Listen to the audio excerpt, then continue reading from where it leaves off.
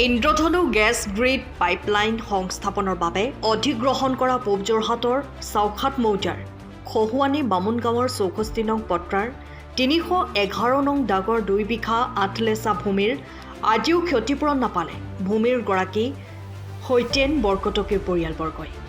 ভূমিৰ গৰাকী বৰকটকীৰ পৰিয়ালে অভিযোগ কৰিছে যে তেওঁ উত্তৰাধিকাৰী সূত্ৰে উক্ত ভূমিৰ বৰ্তমান অধিকাৰী হোৱাৰ পাছতো যেতিয়া উক্ত ভূমিৰে গেছ পাইপ গৈছিল তেওঁ বিভাগে কিয় অৱগত নকৰিলে।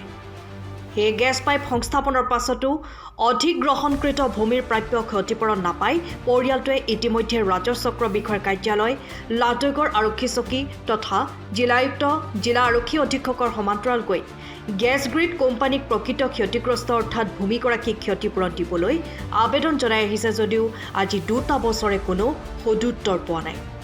কাৰ্যালয়ে ঘূৰি ঘূৰি বৰ্তমান কোনো ধনাত্মক সঁহাৰি নাপায় উপায়ন্তৰ হৈ পুনৰ এই ক্ষেত্ৰত উচিত বিচাৰ কৰি তেওঁলোকৰ প্ৰাপ্য আদায় দিবলৈ ঊৰ্ধ্বতম কৰ্তৃপক্ষক সংবাদ মাধ্যমৰ যোগেদি কাটৰ আহ্বান জনাইছে দুৰ্ভগীয়া পৰিয়ালটোৱে। মই আপোনালোকৰ এই সংবাদ মাধ্যমৰ যোগেদি এটা কথা মই জনাব খুজিছোঁ যে আমাৰ ইয়াত মই মেলেং খহনী বামুণ গাঁৱৰ মানে 64 নম্বৰ দাগৰ আৰু 64 নম্বৰৰ পটা আৰু 311 নম্বৰ দাগৰ মাটিটো মানে মোৰ ককাৰ নামতে নামজাৰি আছিলে। দ্বিতীয়ত কথা হ'ল কি তাৰ ওপৰেদিয়ে মই নজনাকৈ মানে ইন্দ্ৰধনু গেছ দিব পাইপটো গুচি গ'ল।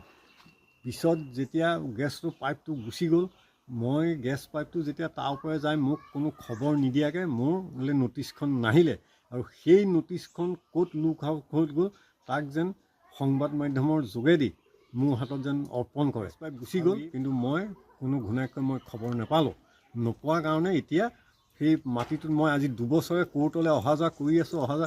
আৰক্ষী আয়ুক্তক জনোৱা হ'ল, তাৰপিছত আমাৰ লাডগড় আৰক্ষী চকীত এজাহাৰ দিয়া হ'ল, তাৰপিছত এতিয়া আহি জিলা আয়ুক্তক অভিযোগ দিয়া আছে। ইয়াৰ এটা যেন উচিত তদন্ত কৰি মোক প্ৰাপ্যটো সোনকালে উভতাই দিয়ে। আমি SDC ওপৰত খুলিলে তেওঁলোকে এতিয়ালৈকে কোনো আমাক ইনফৰ্মেশ্যন দিয়া নাই আৰু সকলো কাগজ পত্ৰ আমি কোৰ্টত অভিযোগ দাখিল কৰিলোঁ, সকলো কাগজ পত্ৰ তাতে আছে আৰু কাগজ আজি 2 বছৰে কাগজ উলিয়াইছোঁ।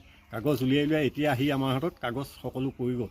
যেতিয়া আমাৰ হাতত কাগজ পৰি গ'ল আমিও কাগজ দেখুৱাম, তেখেতসকলেও আমাক কাগজ দেখুৱাই দিব লাগিব। মোৰ মাটিৰ পৰা যিটো পাইপ গৈছে সেই পাইপটো আমাৰ হেৰিয়েদি প্ৰশাসনৰ যোগেদি মোক অতি সোনকালে মোক পইচাটো আদায় দিব বুলি মই অনুৰোধ কৰিলোঁ।